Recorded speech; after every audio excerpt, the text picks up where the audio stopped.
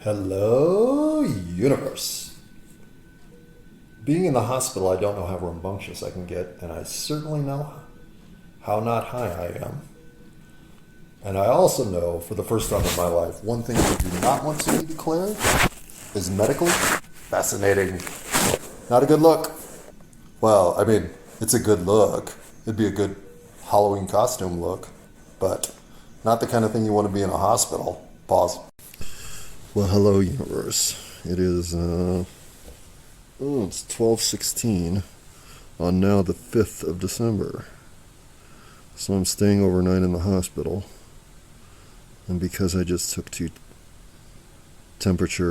consecutive temperature readings above 104, well, I may not be leaving here tomorrow. And I may need some help. I had no idea I was running a temperature that high. And I normally can pretty well say whether I've got a fever. So whatever's doing this to me has got my system all discombobulated. I don't even know. It's not like I keep my system combobulated. But nonetheless, being up here on the 8th floor of Denver General Hospital does give one a sense of tranquility. Not to mention it's frickin' warm. That's nice. And while I do worry about my cat, I don't worry that much, because if I find her in the final throes, well, I know she'll have crawled into her drawer and done it the right way for herself. But if I find her peppy and alive with all that food, not knowing what to do, well, then we're going to have to get her some cat food and revel in the winds that it is to be out and about and, well, not necessarily healthy, but out and about? Sure. That's more than I probably should be talking in the hospital, so I'm going to go ahead and call it till tomorrow. Appreciate you listening. People in this hospital have been phenomenal. Literally. Best I could expect. And unpause. The reality is, I've had a fascinating ordeal down here, and as someone who had all the inclination toward a medical career, except the capability to deal with blood, I'm enjoying the community that is taking care of me as much as I'm enjoying anything about this. But having also realized that this is not the place to be doing podcasting, I'm going to wait until tomorrow. I'm going to get home. I'm going to get high AF. And then I'm going to tell you all about it. Pause.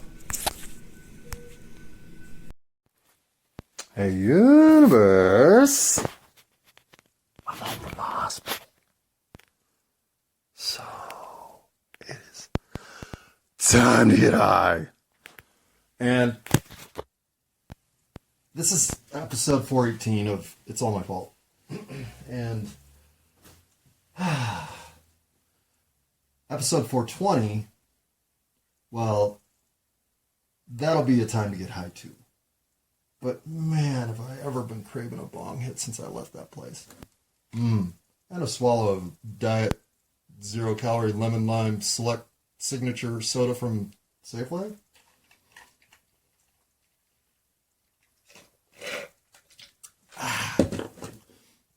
One down, one to go. Another town and one more show. Yes, we will not leave it. We will actually... Kitty ate my bread? Okay, that's fine. Kitty can eat the bread. All right. So where are we at? What is this? What am I grabbing first? We are taking one nice big dab of Pepe the Bruce. Pause. Yeah. Oh. Yeah. Oh my. I mean, God, I love weed. All right. So I've decided that I'm, no, I didn't decide this. I just think from my last statement that from now on, when I'm just using the phrase, God, I love weed, like I use, Jesus Christ, that was dumb. Here's the thing. They're my two favorite interjections. I can't get rid of them. I've used them my whole life. I even tried to get rid of the JC one. It doesn't happen. And so I just eventually forget that I'm trying to get rid of it. And then I'm like, God damn it, I just said Jesus Christ. So from now on,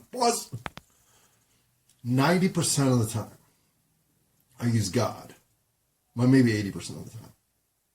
It's like, God, that was a good burrito. Or, God, I need to do some housework. Or, God, kitty. Yeah. And that's GAWD. And when I'm speaking of the GOD concept, that will be noted specifically. Because every other instance, I'm just fucking around with words. And in the case of Jesus Christ, what do I want to say here? Jesus Christ gives me one thing to tell you. He does not care when we take his name in vain because he never existed. Pause, unpause. He's an amalgamation, which in this instance means a collection and gathering of all myths of all time to create one synergistic story for all of us to lump ourselves into. So obvious is this that I always thought, well, what the fuck's wrong with everybody? Now, not being a superior being myself, not being a superior haughty entity, well, I just let people be. I don't care what you want to believe. Believe what you want to believe. And so then, shit starts happening, right? Like the Bible said it would. And then the real big shit the Bible says is going to happen before something huger than huge happens is now happening. So, while Jesus Christ might not have existed, I think there's 10 to 12,000 years of wisdom that has been passed down that is coming to an apex. And they did what they could. They sold it to us in as simple a story across every landscape they could. But the JC story is one that's ancient. Because this time coming, they've known about it forever. Stop. Pause. Either one. Turns out, unpause. So that would have been a pause. This is a little bit of the latest delusion I'm piling onto what I can only call an epiphany of the spiritual nature that began occurring around 2010 to 2014 and then took root 2018, 2016? Not 2016, not 2016. In fact, 2019 is the demarcation year when I pushed, and I don't know if I was all that in line, but things were happening. All right, so it's the as we're headed into 2020, I'm starting to find myself connecting to mystical truth in my dreams or stumbling into it. And this is what's been happening since 2010 to 2020. You're just finding more and more resource information that opens your mind to things that you almost are remembering more than you're learning. And I hate to say shit like this because fuck you. And deservedly so. That's bullshit. You learn everything. You don't remember shit that you don't know. But I couldn't deny that it was feeling that way more than occasionally. Especially with things to do with the lost, with Graham Hancock's work. I don't give enough people credit for the work that inspired me, and I need to start doing that, so there's number one. Graham Hancock has been a huge influence on me. But he and I were having the same ideas. When I went looking to see who else was thinking this way, he was dead on. And then came Randall Carlson. And when you put those two together, the scientist and the journalist, you start to have a pretty fascinating lead to follow. And down every rabbit hole I've been, looking to see what the real truth of our ancient past is. And while the information is scarce and the tales are within, you start asking these things of the universe wants you to know. They don't want you not to know. If you're curious about something and you don't know the truth, the more of us that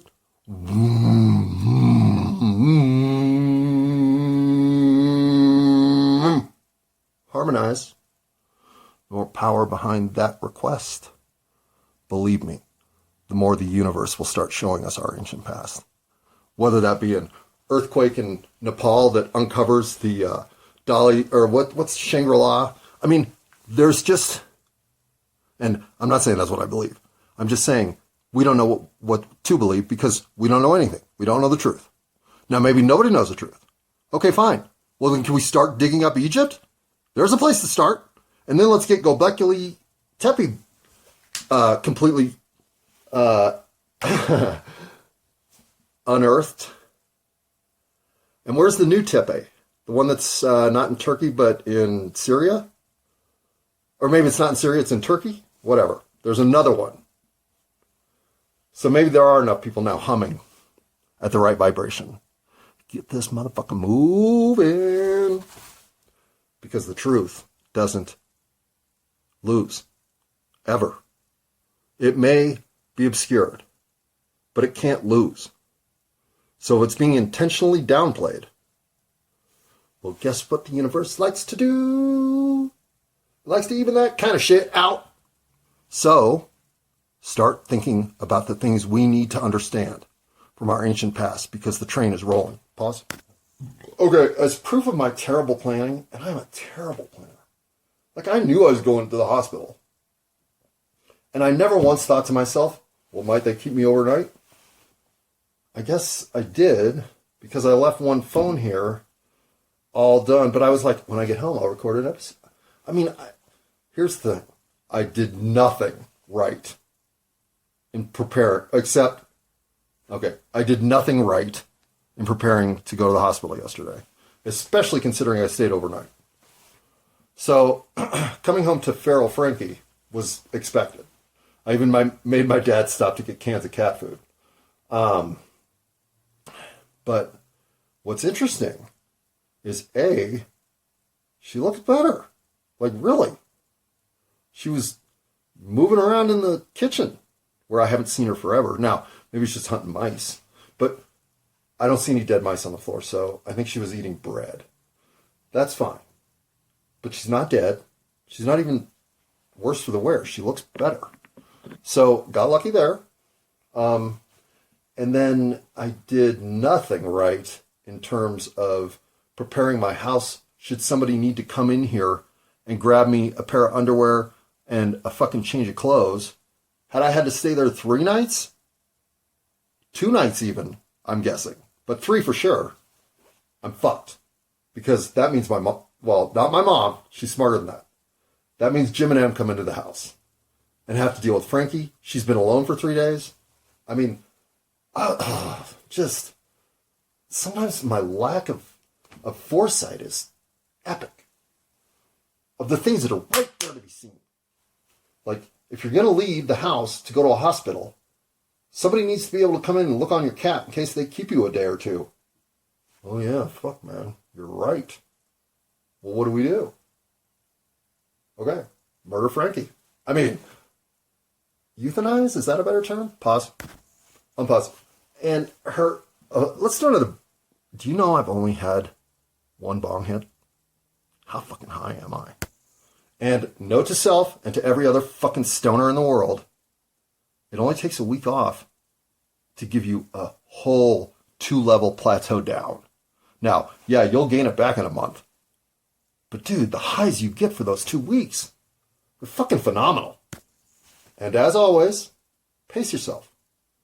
If you're going to take a week off and cleanse your system a bit, get your THC levels to fall, and then you get high as fuck on your first dab after that, well, you should wait at least 10 minutes before you go for more.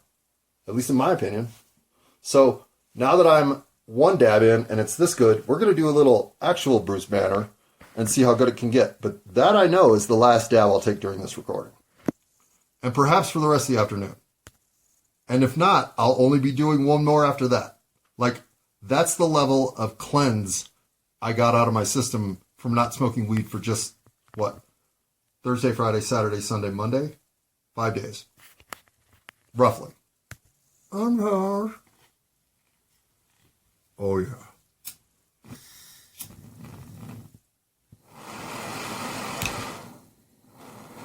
This one we're going to take together. Now, having to get the torch lit does not mean I'm going to make your rest of your time dead air. But,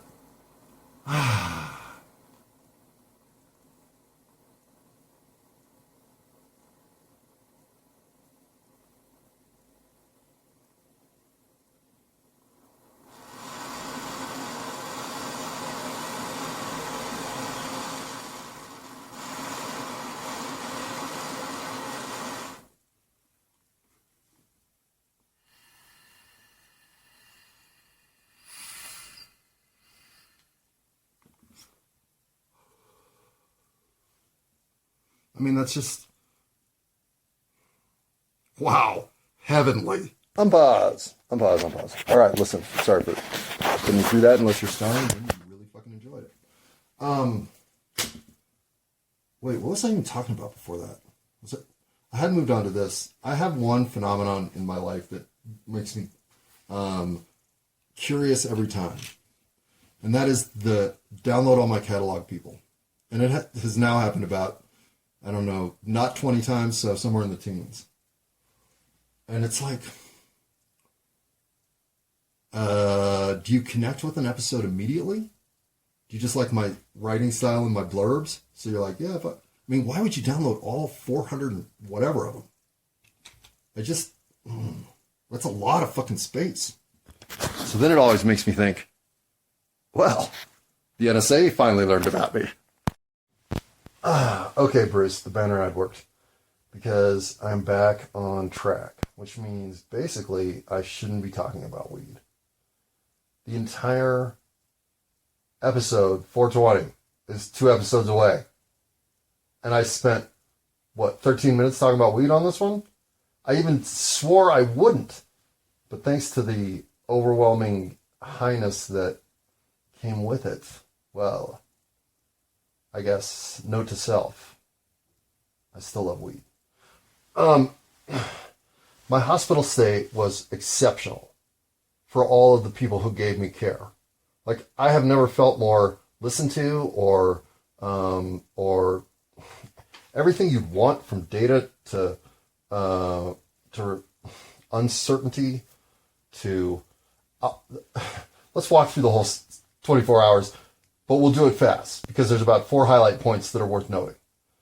And the first one is when I walk in, and I'll admit, I'm disheveled. I don't want to do this. I just want this to be over. I want them to tell me that I'm allergic to something, or that I've got a bad tooth that's causing all this, or whatever. That's what I'm hoping. That this is going to be a 4-hour trip, max. Maybe a 2-hour trip, in which case, let's get some on the way home. Tacos de Mexico? Oh, we should have fucking done that. We'll do it on Friday. Oh, but I'm getting oral surgery on Friday. I'm having teeth pulled on Friday. And when I say teeth, I say so because, yes, multiples. All right. Working our way back to me getting outside to wait for my father to drive me to the hospital. Pause. So the fact is, the motherfucker is only on time to tennis. He's late to everything else. Or he takes the extended circuitous route of life in every other situation except tennis. Now, hey, I kind of respect that, really.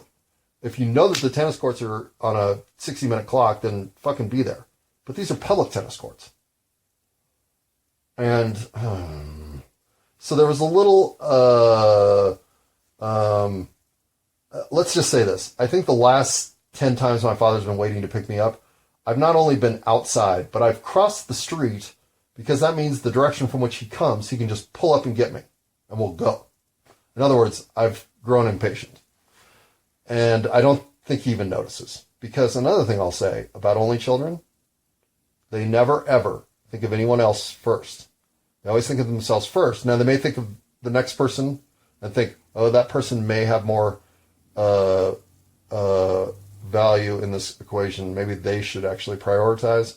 That's not something my father's incapable of at all. But his first reaction is, what's in it for me? Every time.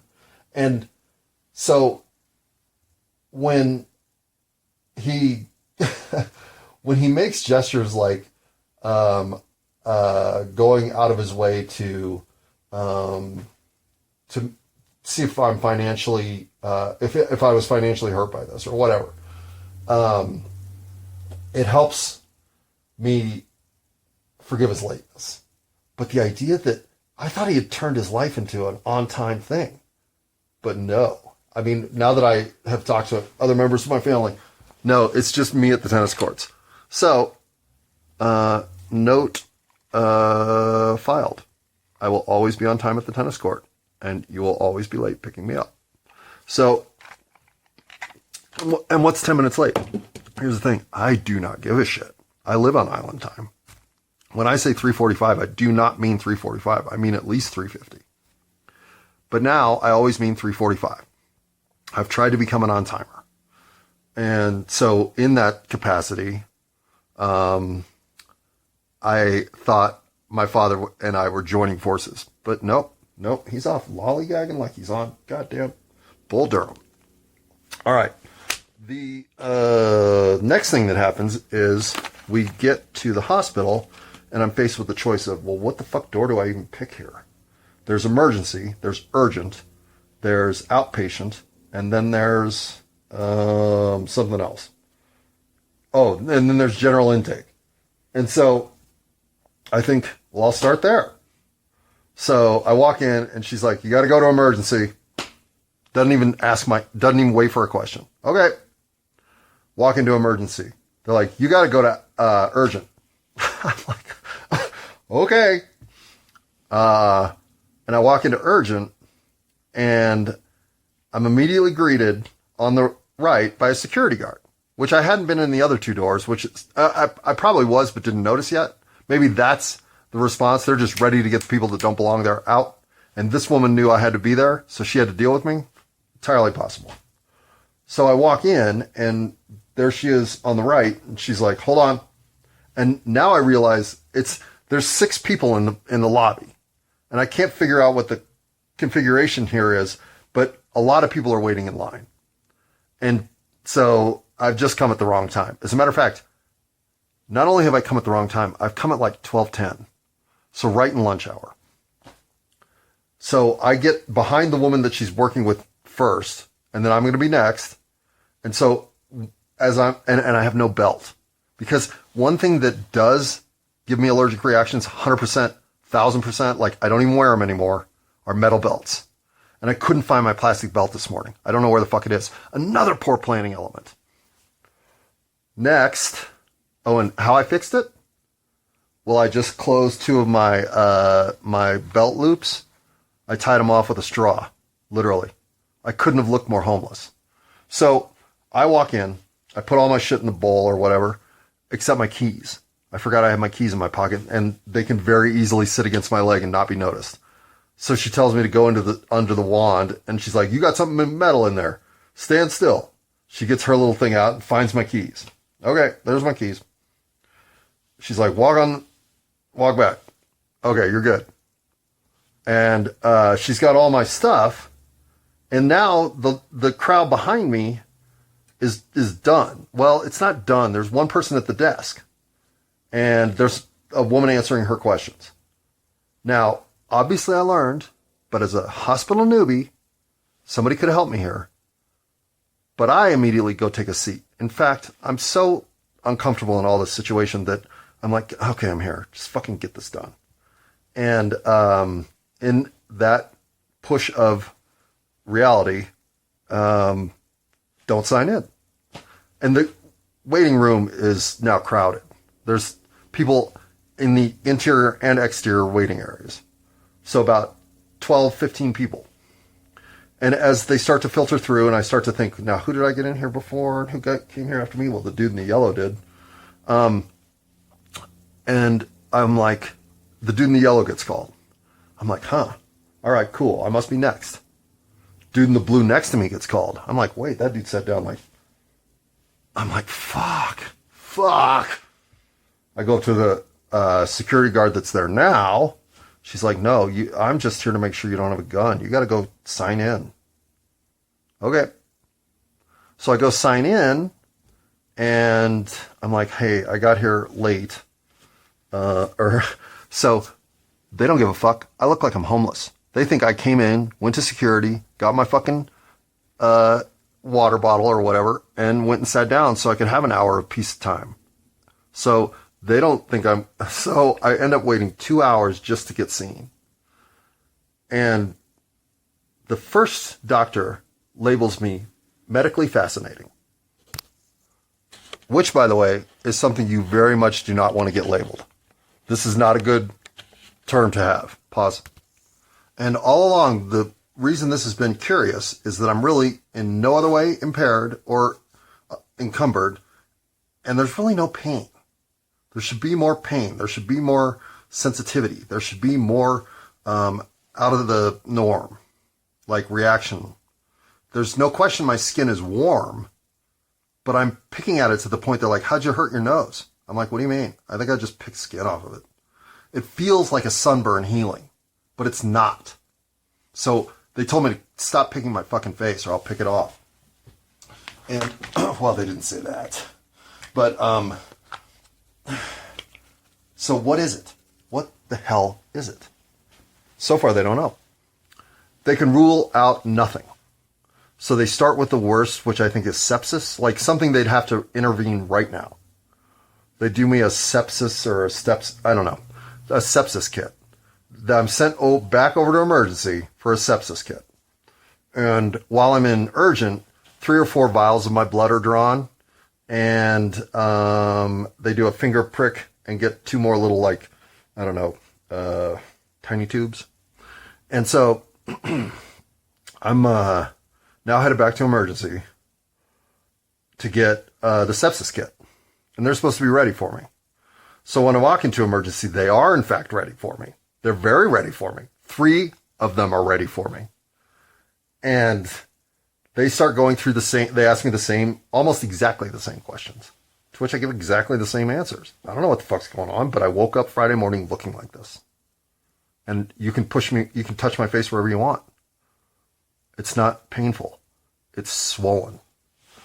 So nobody still has any answers. It's just a very strange condition to be at this level of, what is it? It's something facial, I don't know what it is. There's a medical term for facial swelling that they keep using, so I should have learned it. Maybe I'll retain it if I get a little of this Bruce Banner out of my system. Oh man, Bruce is good. The intake at ER is immediate because really they're set up for emergencies. This isn't a process where you have to give them a fingerprint or whatever, right? So they have me back in a room in a matter of minutes. And now I'm in this big emergency, like where I assume that people come in and die from motorcycle accidents. And I mean, I'm literally thinking that. And the nurse they assigned to me comes in maybe a minute or 2 after I've been there and is fantastic. Like, again, the care level, except one new guy, but everybody else was just really good. And what was her name? I want to try to remember everyone's name if I can.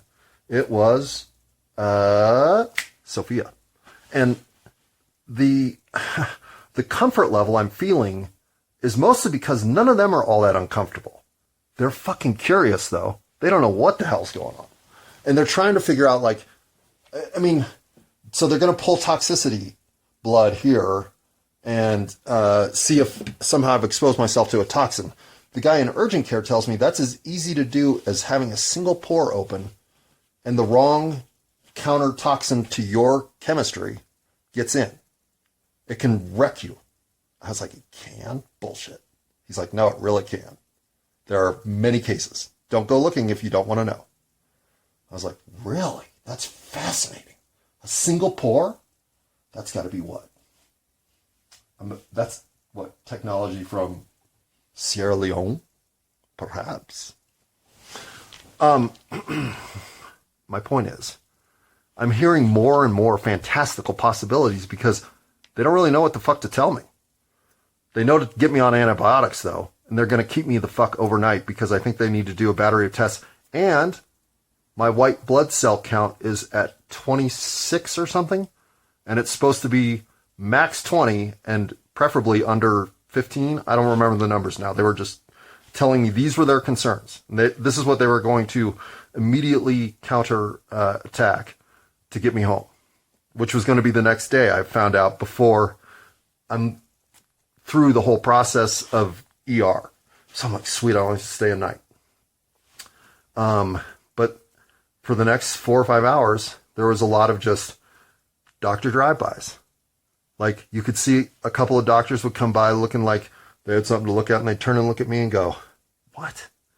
And literally, either a quizzical look, or just a stone face, or just a quick glance and a look away, and walk on. Like, I was getting doctor drive-bys. I probably got 8 or 9 of them in the ER. And that's when they stopped, now that I think about it. But, again, I'm medically fascinating. Pause. Unpause. Which, again, is something you don't want to be. Unpause.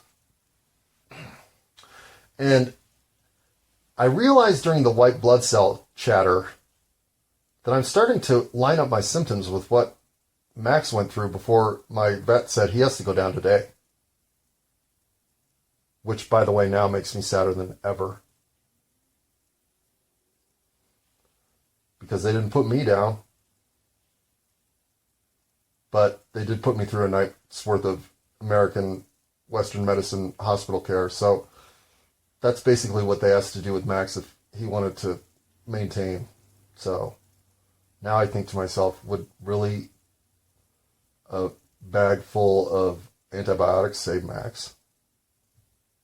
And was that going to cost me $4,000? Why? Anyhow,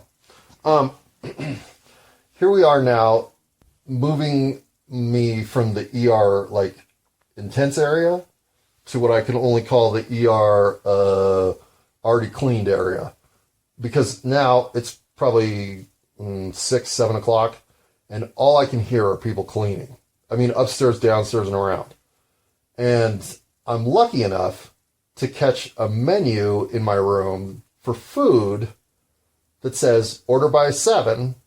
I'm thinking, well, fuck, man, that's in 12 minutes. So I walk out into the hall. There's nobody. I'm alone. I'm literally alone. I think, well, at least let me pee. Where's the bathroom? So I immediately turn right. That's the direction I came in from. I know not to go to the right because that's also the direction I came in from. So I go left. Still nobody. Walk another hallway. Still nobody. Take a left. Oh, well, there's a bathroom. Use the head. Come out. Go back to my room. As I come out to go back to my room, now somebody's at the desk. Fuck yeah. Hey, do you know if I can order food? Yeah, but you got to do it now. I was like, that's not a problem.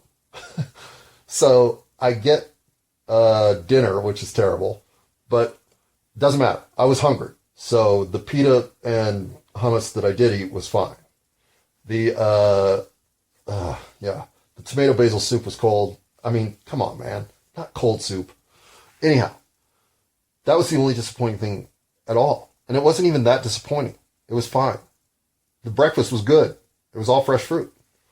But the quick order in overlooked things like, oh, I guess I could have had a grilled cheese. Oh, look at that. I guess I could have had a grill. They had a crouton medley Caesar salad, which looked awfully good. Just don't put that chicken in it. All these things that I could have done, I'm starting to think as I look at the menu for breakfast, because I'm starving. Here's another thing about my poor planning. I didn't fucking think to eat. I'm starving. I just had some shitty pita, some worse hummus, and a carrot.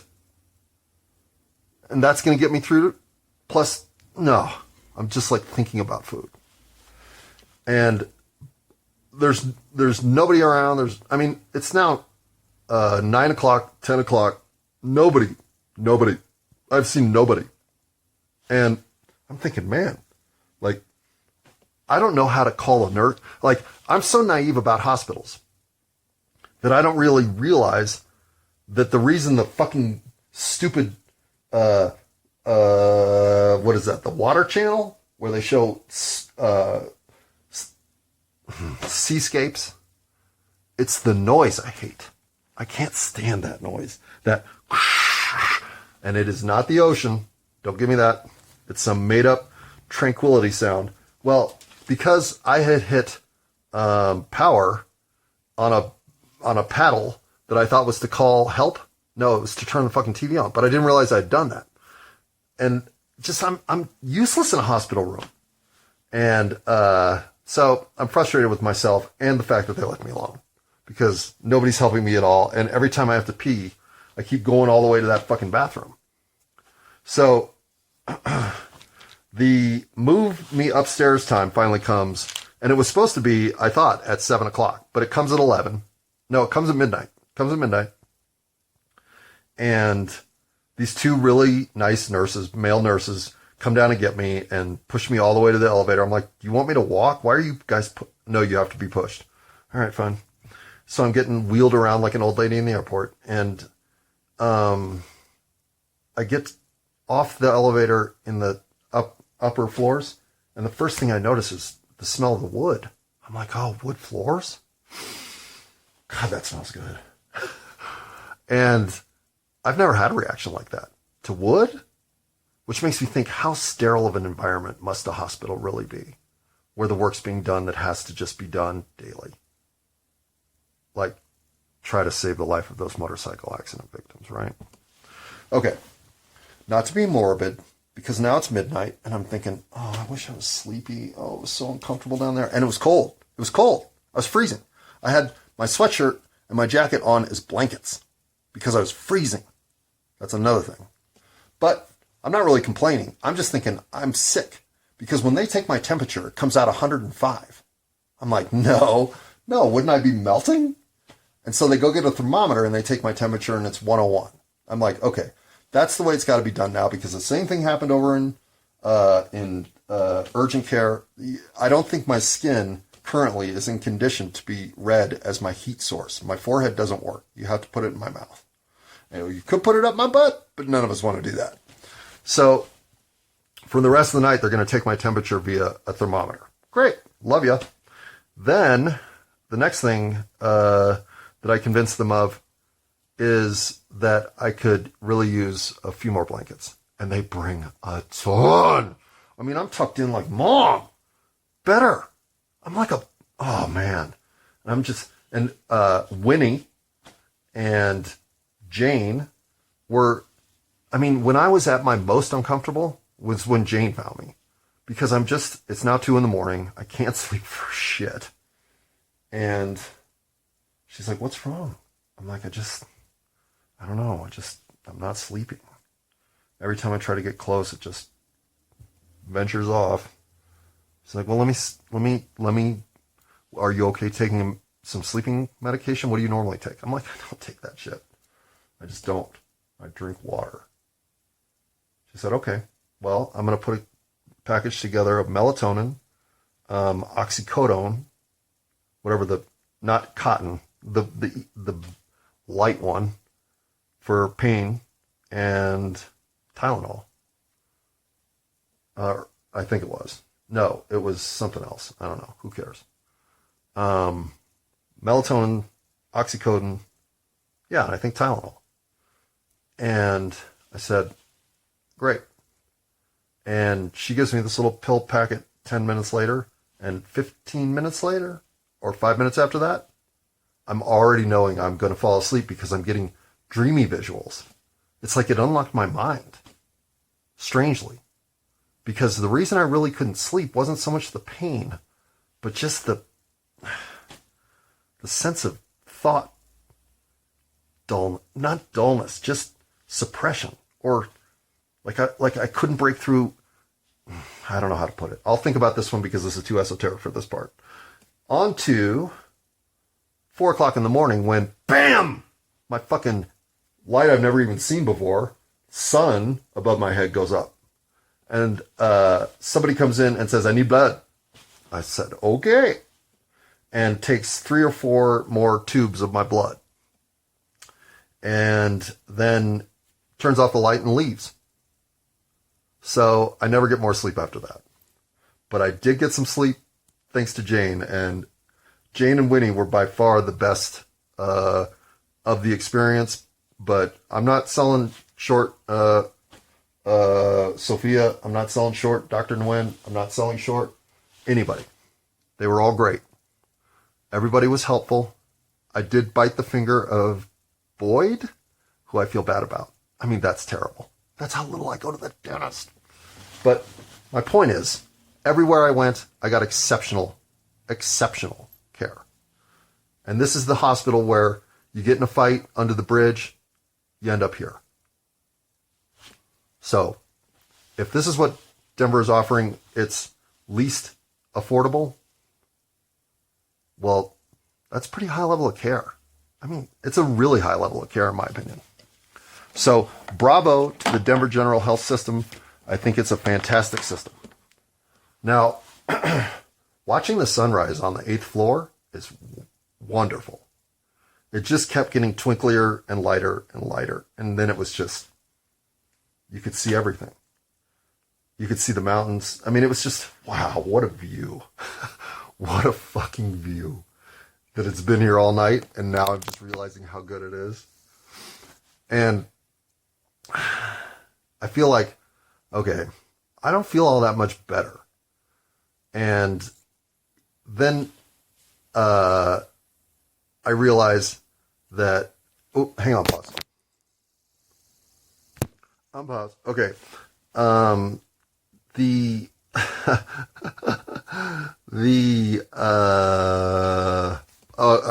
a little high for this thought, which in stoner talk is, I'm way too fucking high to talk about this right now. So let's go back to my getting through the day, because we're almost there. So I don't feel that much better, which makes me think, oh fuck, man. Like, if there's no improvement, are they going to let me go? And the next nurse that comes in is here to do my weight, height. I'm like, yeah, where the fuck has this been? And so weight and height. Into the corner, I weigh 160 pounds, and my height is 5'9" and an eighth. Officially. I mean, we can go with another if you want. But that's my height officially at the hospital. 5'9" and an eighth. They put 5'9", by the way. Well, they should. Because I'll be 5'9" by next, spring? If I'm lucky. And then she comes in and redoes my generic white blood cell. She does the 2 little tubes. I don't even know what those are. She comes back 10 minutes later and says, well, your white blood cell counts look a lot better. And I realized, oh yeah, that's the big variable that they're concerned about. Okay, great. What's my temperature look like? She's like, well, we got it at 98.1. You do? All right. And that's actually a bad read because they had the wrong data, but whatever. Like, in fact, now I'm thinking, oh, I am going to get out of here. So do I feel better? And I go look at myself in the mirror for the first time since, I came into the room? Yeah, because I had peed. And I am covered in dry skin. Like, clearly my swelling is breaking. It's cracking. Its top layer is going. It is like a sunburn healing. But the way this swelling is healing is it's healing in micro fractures, like that are 1/4 of an inch wide. And if I pick at them, which I can, because they're easy to pick at, and they do itch, well, I'm just picking off parts of my face that will then allow me to dig deeper. So, in other words, I can't touch my fucking face.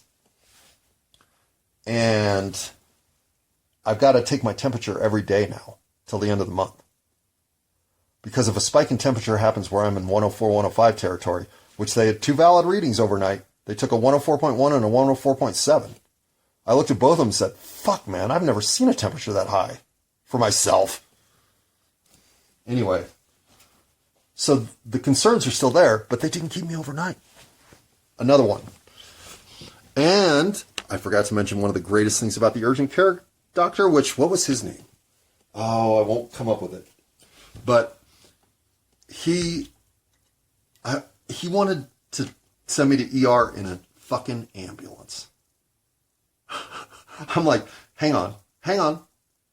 I've walked past ER, back to the general admission, over here to urgent care. And now you want to take me in an ambulance to go the 50 feet back to the ER? Are you joking?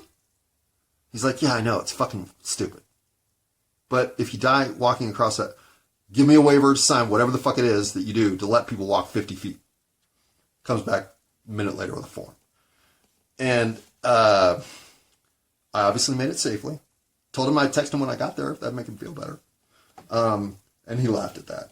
It was just such good camaraderie. I wasn't a dick, because I really wasn't. I didn't want to be. This is a situation in which they still don't know what the fuck's happening. I don't know what the fuck's happening. This is nothing like I've ever been through before.